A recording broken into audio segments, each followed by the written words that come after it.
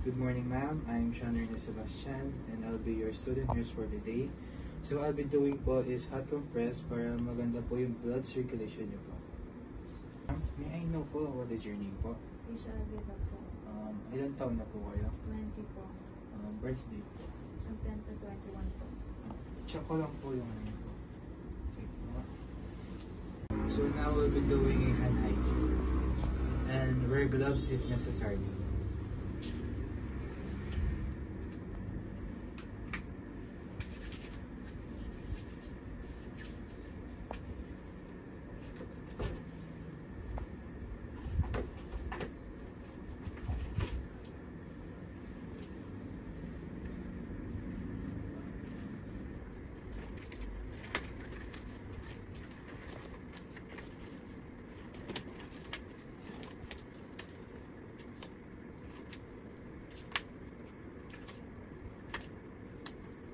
So now we'll provide the privacy for the patient.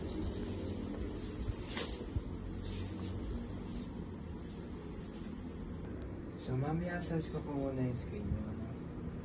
Ma'am, pwede mo po kayong hawakan.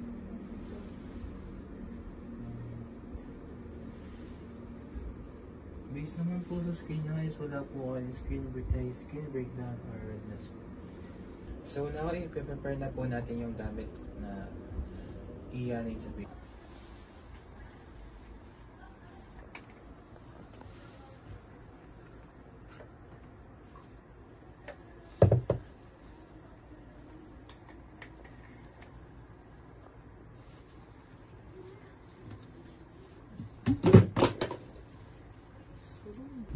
So now na nag-gather na po natin yung epipets natin, is magka-place naman po ako ng underpad.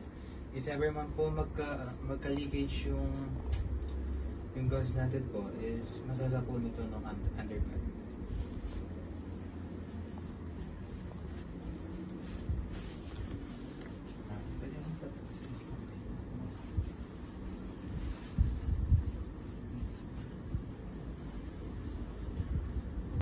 So na po is i-check po muna natin yung temperature ng hot compress if ikakayanin po ba ng patient or not. So based naman po sa temperature ng hot compress po natin is kakayanin naman po. Ngayon po is ikakabit na po natin.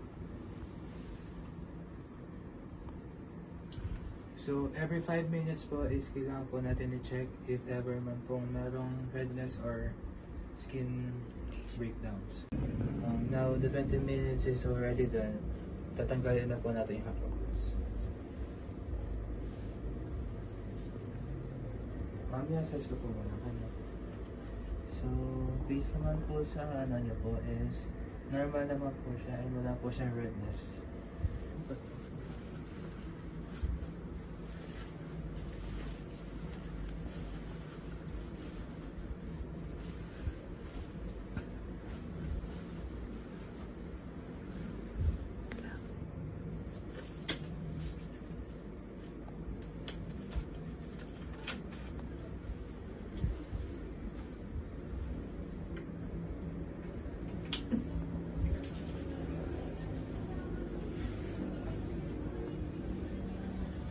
Wala naman po ba kayong nararamdaman sa ano po kanina?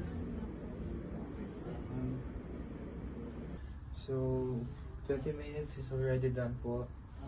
Ma'am, tanggalin ko na po yung ano niya, yung hot compress. Assess ko po muna. Ang pan-assessing naman po is no redness and skin infection po. Nasa ko po.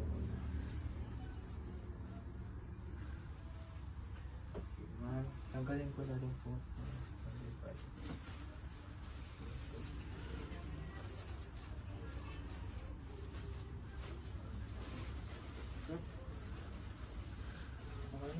Good morning, ma'am. So, ang gagawin po naman natin ngayon is mag-apply po ako ng cold compress sa ankle niyo po.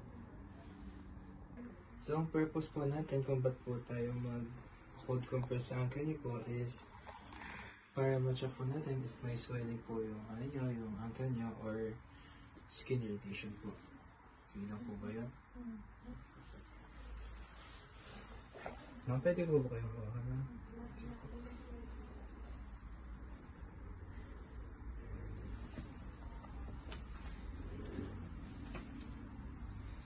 Okay po. So po ngayon is mag-perform po tayo ng hand hygiene and gloves po if necessary.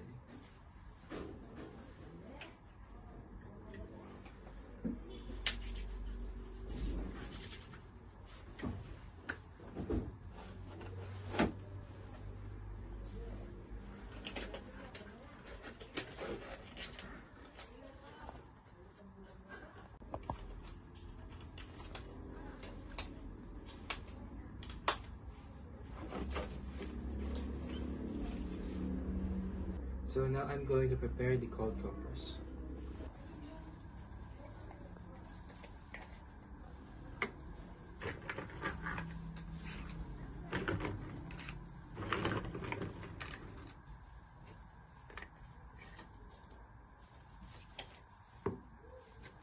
So ngayon naman po is mag-add po tayo ng pillow para naka-elevate po yung paa ng patient.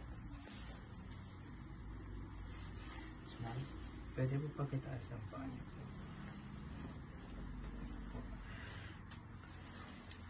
And now po is mag-add din naman po tayo ng underpad.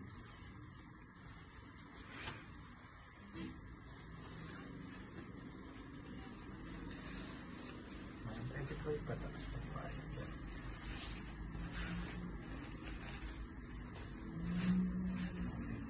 So, bago po natin i-apply sa patient, is i-test po na natin yung temperature ng cold compress. Okay. Durable naman po siya. So, ma'am, mag-apply na po ako.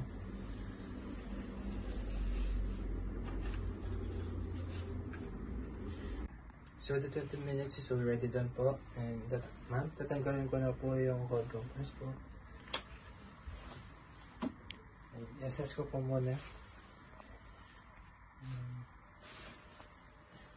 So, based po sa ano ma'am is wala naman pong skin irritation or swelling. So ma'am, tanggalin ko na po yung mga ano po. Ma'am, pwede mong pataas.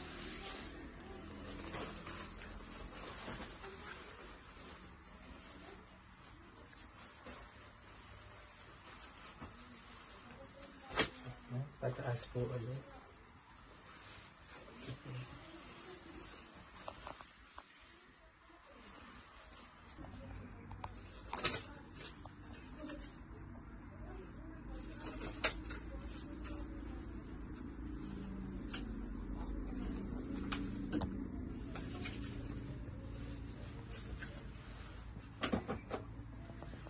So, ma'am, may mga naramdaman po ba kayo sakit kanina? Okay po, ma'am. Okay, that's for all today, ma'am. Thank you po.